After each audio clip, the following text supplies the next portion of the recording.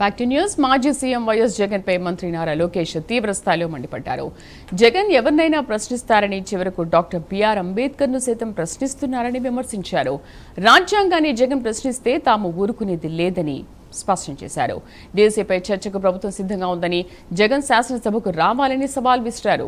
DSC విషయంలో వెనక్కి తగ్గే ప్రసక్తి లేదన్న లోకేష్ ఇకపై ప్రతి ఏటా డీఎస్సీతో పాటు గ్రూప్ 1 పరీక్షలు కూడా నిర్వహిస్తామని తెలిపారు. అధ్యక్ష ప్రెస్ మీట్లు ఎందుకు అధ్యక్ష? రమ్మనండి హౌస్కి, ఎందుకు రాలేదైనా? నేను ఛాలెంజ్ చేశాను అధ్యక్ష, ఇది 4వ ఛాలెంజ్, 4వసారి ఛాలెంజ్ చేస్తాను. టైం డేట్ మీరు ఫిక్స్ చేయండి, డిబేట్కి నేను ready. I'm ready. In the house, out side the house I'm ready. నేనేం పారిపోట్లా. మీలాగా నా పైన సిబిఐ కేసులు లేదు, మీలాగా నేను బెయిల్ పైన లేను. నేను ఎక్కడికి వెళ్ళాలంటే నేను కోర్టుకు వెళ్ళి పర్మిషన్ తీసుకోవాల్సిన అవసరం నాకు లేదు, అది మీకుంది, నాకు లేదు. పారదర్శకంగా నేను నిర్వహిస్తున్నా అధ్యక్ష. Come to the house and debate. I'm challenging you today. వాళ్ళ ఫేస్బుక్లో పెడతారు అధ్యక్ష, ఎక్స్లో పెడతారు.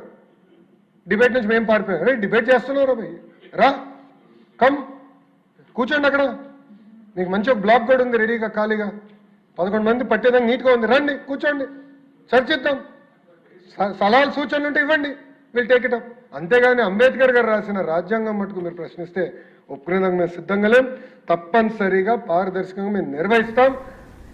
ఇంకొక 3 డిఎస్సీలు ఎన్నికల ముందర ప్రజాప్రభుత్వం నిర్వహించి ప్రభుత్వ పాఠశాలను బలోపేతం చేసే బాధ్యత మేము తీసుకుంటాం అధ్యక్ష.